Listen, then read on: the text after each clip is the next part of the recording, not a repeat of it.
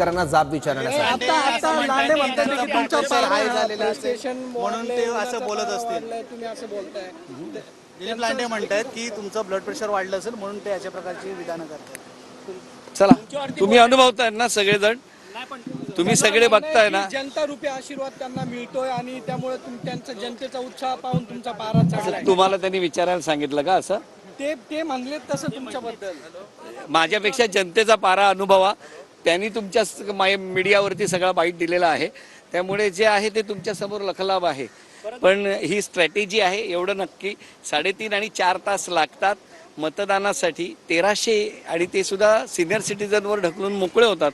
यापेक्षा दुसरं दुर्दैव ते काय? त्यांना नाही वेगळं त्यांना वेगळा नाही, तुम्हाला वेगळा नाही भेटला. ते डायरेक्ट आतमध्ये गेले. लोकांनी त्यांना उभं केलं लाईन मध्ये की तुम्ही 4 तास उभा राहून दाखवा. ते थांबले नाही लाईन. आता ते लोकांनी जबाब विचारला. तुम्ही बघितलं का ते? हो, लोकांनी जबाब विचारला. काय विचारलं? 4 तास थांबा. लोकांनी कोणाला विचारलं? त्यांना आमदारांना. हे लोकांच्या नजरेस आलंय ना, मग अजून वेगळं बोलण्याची काय गरज आहे? तुम्हीच बोलताय ना, कारण मी काय अनुभवलं नाही. लोक काय बोलली ते मी ऐकलेलं नाही, कारण मी मतदार केंद्रातून आलेला आहे.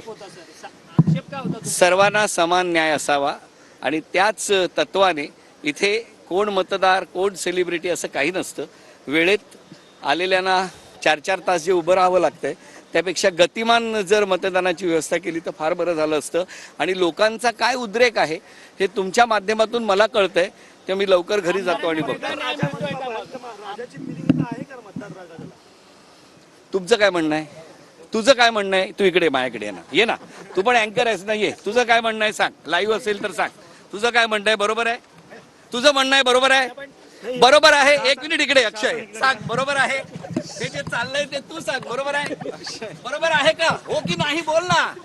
हे बघा, इथे असलेले हे जे कॅमेऱ्याच्या पाठचे चेहरे आहेत त्यांना जरा एकदा तुम्ही ये बाळा, ये. तुला बरोबर वाटतंय? ये. तूही जागरूक मतदार आहेस, तू पण ये ना अक्षय. मान्य आहे तुला? हे पटतंय? होय की नाही? नमस्कार. आहे, पटतंय? हे तुला मान्य आहे? तुला मान्य आहे? एबीपी मान्य आहे? हो सांग. ये ना, तू पण ये. तुझं काय म्हणणं आहे सांग. कॅमेरा कट केला ना? ठीक आहे चला. अरे तुम्हाला जर हे मान्य असेल, बोट माझ्या बरोबरचे सगळे मीडियाचे प्रतिनिधी. नहीं चलना होता नहीं, वाला वो कांप रहे थे खाला कितना, उनको बिठाए उधर कुर्सी पे बिठाए उनको, कितना कांप रहे थे. शुगर बीपी वाले वो भी. शुगर बीपी हाथ पैर मेरे खड़े थे. हाँ, वोट तो डालना ही है हमारे को. कब से खड़े हम लोग, थोड़ी ना जाएंगे, हार थोड़ी ना मानेंगे हम लोग.